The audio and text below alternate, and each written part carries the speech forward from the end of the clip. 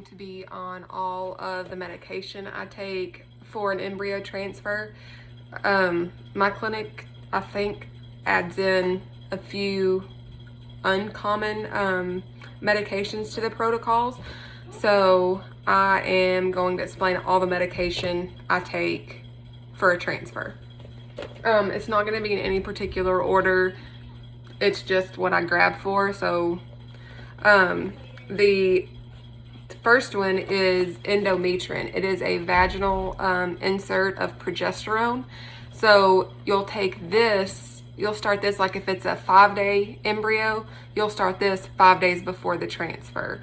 So this is a progesterone, and then this is how I store, I'll explain this. This is how the best way I found to store my shots, because I have to do shots every night. So this is it. So I take the vaginal progesterone, and then I do the progesterone in oil. The vaginal inserts are one twice a day, as close to 12 hours apart as you can get it. And then this is progesterone in oil, and this is once a day. I've always, for all my transfers, it's been once a day, and it's 1 ml. I think it's 1 ml. Yeah, 1 ml intramuscularly once a day. I've had to go up to 1.5 mLs for my first transfer, but my second transfer, 1 ml was enough. It was keeping my progesterone levels normal. So because it's progesterone in oil, it's a really thick consistency. So you have to draw it out with this syringe, this needle, and it's a really thick needle. I don't think you can tell, but it's a really thick needle. So you draw it out with this, and then you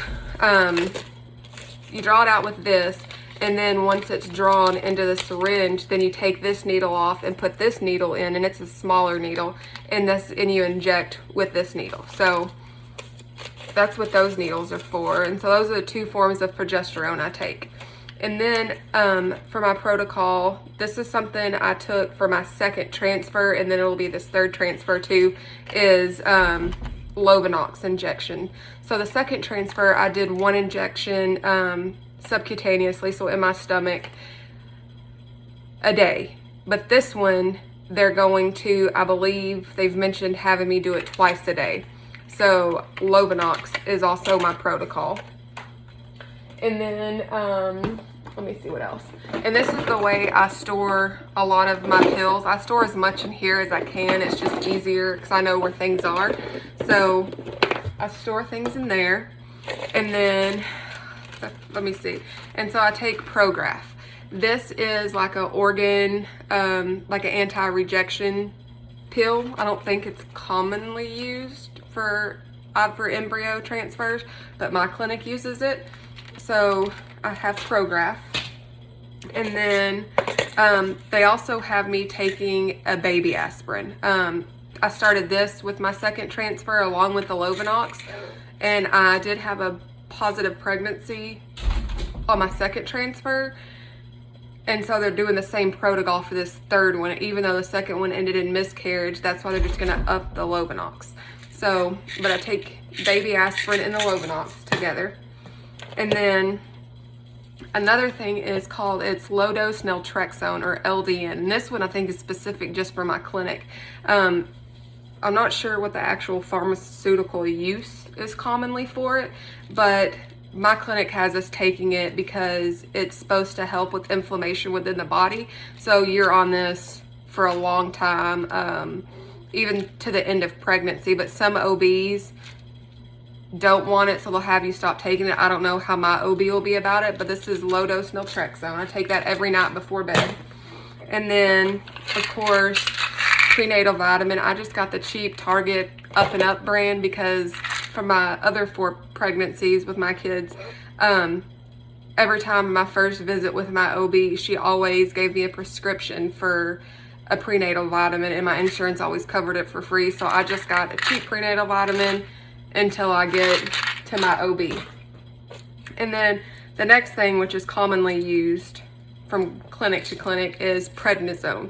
So you take, how many? You take 2 a day. So 1 in the morning, 1 at night of prednisone. And then I have this. This was for my first transfer, It's levothyroxine. It was because my TSH, so my thyroid level had gone up in the middle of my first transfer. So they started me on this. My second transfer, my thyroid level stayed normal, so I didn't have to take it. So I just saved it in case I ever need it again.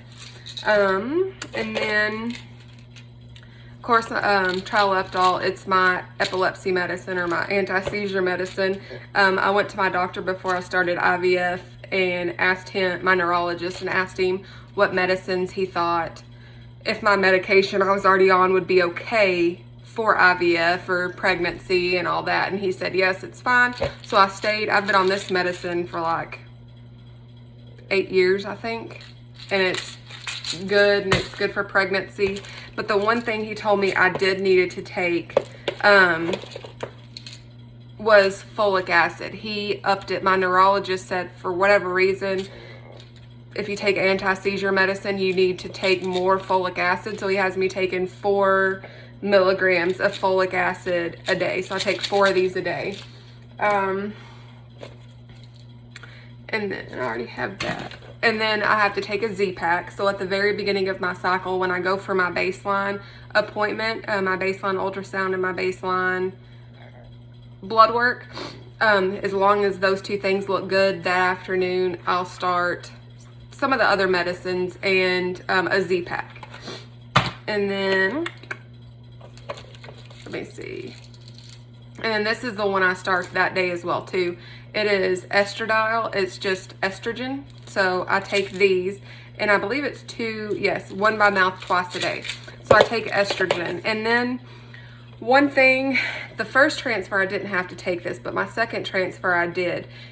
Because when I went for my baseline ultrasound for my second transfer, I had fluid in my uterus or in my lining or something like that. So if you have fluid in there when it's time to transfer, then they have to cancel the transfer because nothing's gonna stick. Or a fetus can't stick to that, or embryo can't stick with fluid in there. So they'd cancel the transfer. And so they told me to take Benadryl and an antihistamine, and I believe one more thing. I can't remember what it was. I don't have it anymore. But you take this and then it dries it up somehow. So I took these 2 things, and then when I went back a week later for my second ultrasound and blood work, it had cleared up the fluid and we were good to proceed. So I still have these in case I need to take it this time around. Hopefully I won't, but there's that. And then, of course, a Sharps container. I have numerous of these, and a lot of people save them for like a pregnancy announcement. Like, it's common for IVF for, you know, to outline the sonogram, announcing your pregnancy with all the needles and syringes that you had to use to be able to get pregnant. So a lot of people save these, or another common thing is when the baby's born, they do like a heart around the baby made out of all, you know, the needles and stuff that they had to use. So I have a ton of these, so I'll probably save them. I think they're cute pictures, so I'll save them just in case. But that is all of my medicine. And one thing I can say that helped me organize, stay organized, because it's so much medicine, is I use one of these. So like every, say, Sunday night, I go through and I fill this up for the week. That way I can remember, like, okay, I took my medicine this morning, or no, I didn't take it this morning, so I need to hurry up and take it, you know. So this is just the easiest way for me to keep up with all my medication and vitamins and stuff that I have to take. But so yeah, my clinic does do things a little bit differently, I think, than a lot of the other clinics on certain medications. But for the most part, there's common ones that every clinic uses for a transfer. So this is just an idea of what I have, what my clinic and my protocol is for my upcoming transfer. See you soon.